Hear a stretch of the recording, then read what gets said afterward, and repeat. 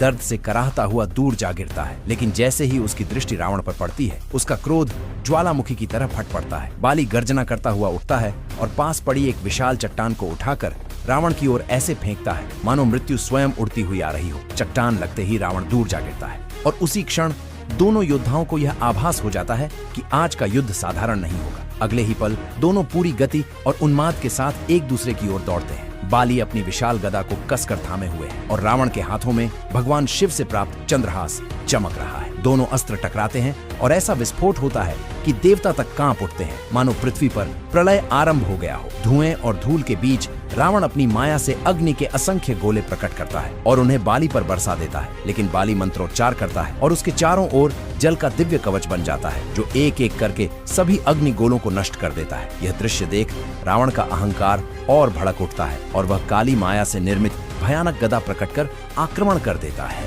अब युद्ध गदा से गदा का हो चुका है, जहां बाली की फुर्ती रावण की चालाकी से टकरा रही है। कभी रावण आकाश में उड़कर पीछे से प्रहार करता है तो कभी बाली के एक ही वार से रावण की छाती थर्रा उठती है। युद्ध की गूंज से पृथ्वी हिलने लगती है और आकाश फटने लगता है। लंबे संघर्ष के बाद जब रावण को आभास होता है कि वह गदा युद्ध में बाली को परास्त नहीं कर सकता, वह अचानक अदृश्य हो जाता है। बाली को लगता है कि रावण भयभीत होकर भाग गया है, लेकिन तभी आकाश में मायावी रथ प्रकट होता है और रावण अट्टहास करता हुआ फिर से आक्रमण करता है। इस बार अस्त्र शस्त्रों की वर्षा होने लगती है। सर्पों में बदलने वाले बाण गरुड़ों से टकराते हैं और पूरा आकाश युद्ध भूमि बन जाता है। एक एक करके रावण के अस्त्र निष्फल होने लगते हैं और अंततः वह क्रोध में आकर ब्रह्मशिर अस्त्र का आवाहन करता है। यह देख बाली का क्रोध चरम पर पहुंच जाता है। उसका शरीर विशाल होने लगता है, नेत्र अग्नि से दहक उठते हैं और वह पर्वत के समान एक शिला उठाकर रावण के रथ पर दे मारता है। रथ खंड खंड हो जाता है और रावण धरती पर आ गिरता है, लेकिन फिर भी वह हार मानने को तैयार नहीं होता। तभी बाली गंभीर स्वर में कहता है